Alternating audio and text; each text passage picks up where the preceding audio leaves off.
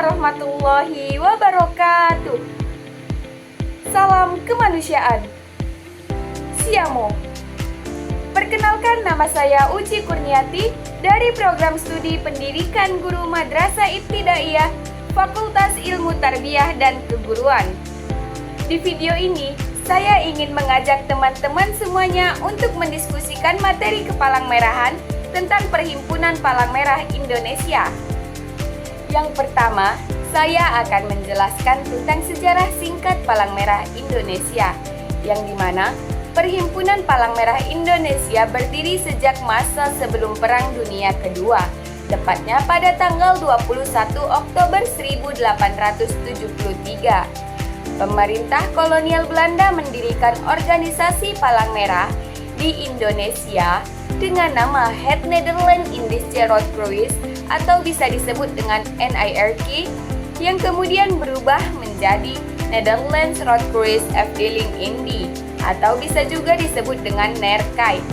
Perhimpunan Palang Merah Indonesia dibentuk pada tanggal 17 September 1945 dan diketuai oleh Dr. Handus Muhammad Hatta melalui keputusan Presiden Republik Indonesia Serikat nomor 25 tanggal 16 Januari 1950 yang diperkuat dengan keputusan Presiden nomor 246 tanggal 29 November 1963. Pemerintahan Indonesia mengakui keberadaan Palang Merah Indonesia. Secara internasional diakui pada 15 Juni 1950 oleh ICRC. Palang Merah Indonesia diterima menjadi anggota Perhimpunan Nasional ke-68 oleh Liga Perhimpunan Palang Merah pada tanggal 16 Oktober 1950. Yang kedua ada Dasar Hukum Palang Merah Indonesia, yang dimana berisi yang pertama itu ada Keputusan Presiden Republik Indonesia Serikat nomor 25 tanggal 16 Januari 1950. Yang kedua, ada Keputusan Presiden nomor 246 tanggal 29 November 1963. Yang ketiga, ada Peraturan Menteri Kesehatan Republik Indonesia nomor 023 Birhub 1972. Yang keempat, ada Peraturan Pemerintahan nomor 18 tahun 1980. Yang terakhir atau yang kelima adalah Anggaran Dasar dan Anggaran Rumah Tangga atau bisa disebut dengan AD-ART.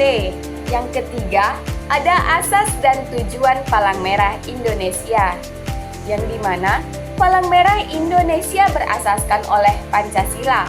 Dan tujuan Palang Merah Indonesia itu untuk membantu meringankan penderitaan sesama manusia, apapun sebabnya, dengan tidak membedakan agama, suku, bangsa, bahasa, warna kulit, kelamin, golongan, dan pandangan politik.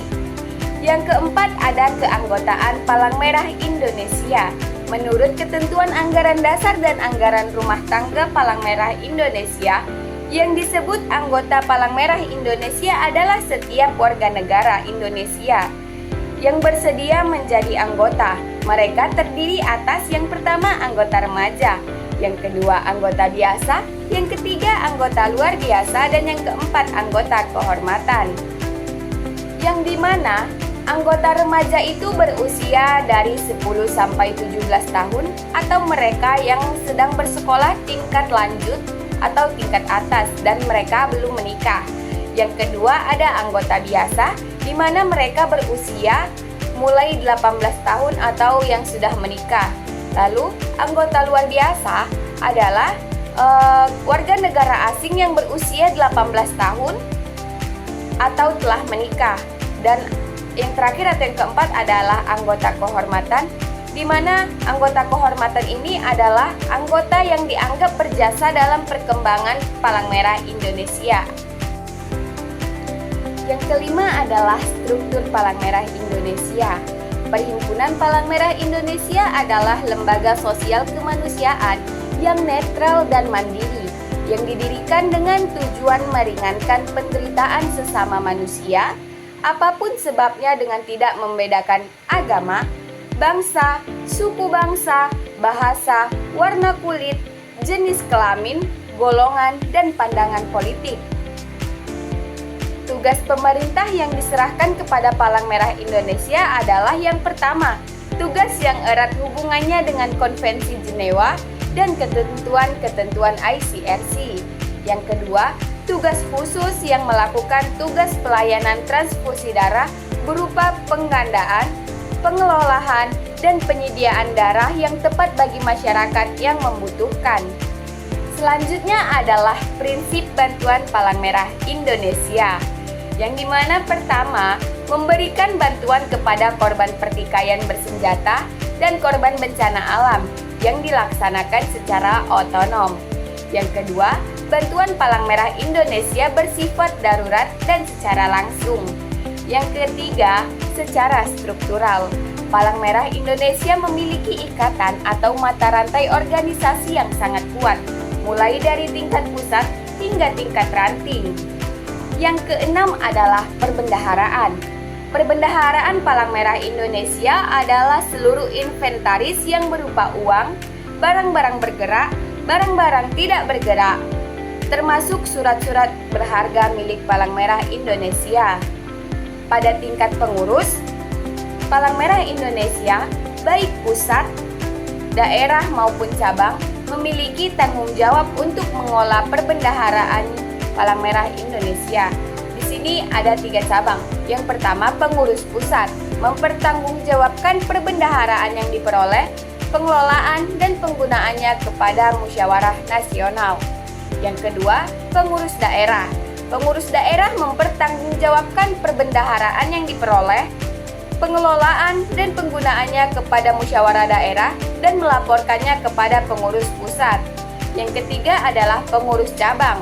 Pengurus cabang mempertanggungjawabkan perbendaharaan yang diperoleh, pengelolaan dan penggunaannya kepada musyawarah cabang dan melaporkan kepada pengurusan daerah. Nah, tahu nggak sih sumber dana Palang Merah Indonesia itu dari mana saja? Nah, yang pertama ada dari bulan dana. Yang kedua, bantuan atau subsidi. Yang ketiga, sumbangan masyarakat. Dan yang terakhir atau yang keempat adalah usaha lain yang sah dan tidak bertentangan oleh Palang Merah Indonesia. Yang ketujuh adalah kegiatan Palang Merah Indonesia, di mana di sini terbagi menjadi 5, yaitu yang pertama adalah diseminasi nilai Palang Merah dan hukum peri kemanusiaan internasional atau HPI. Yang kedua ada penanganan bencana. Yang ketiga, pelayanan sosial dan kesehatan masyarakat. Yang keempat ada pembinaan Palang Merah remaja dan relawan. Dan yang kelima adalah pelayanan transfusi darah. Pembahasan yang terakhir atau yang ke-8 adalah logo Palang Merah Indonesia. Berdasarkan aturan anggaran dasar dan anggaran rumah tangga, ketentuan logo Palang Merah Indonesia dibagi menjadi 4, yaitu yang pertama, Palang Merah Indonesia menggunakan logo yang berlambang palang merah di atas dan berwarna putih sebagai tanda pengenal dan tanda pelindung sesuai dengan ketentuan peraturan perundang-undangan nasional serta ketentuan-ketentuan penggunaan lambang yang berlaku bagi perhimpunan nasional. Yang kedua adalah ukuran panjang horizontal sama dengan panjang palang vertikal. Yang ketiga, tanda palang merah dengan lingkaran bunga harus selalu berwarna merah dan terletak di atas dasar warna putih. Yang keempat adalah lingkaran bunga dibuat dengan menggabungkan 5 buah. Yang keempat, lingkaran bunga dibuat dengan menggabungkan 5 buah busut dan lingkaran bulat seperti membentuk gambar bunga berkelopak 5. Sekian yang dapat saya paparkan dan yang dapat saya jelaskan. Lebih dan kurangnya saya mohon maaf dan kepada Allah saya mohon ampun. Billahi taufiq wal hidayah. Wassalamualaikum warahmatullahi wabarakatuh. Salam kemanusiaan. Siamo.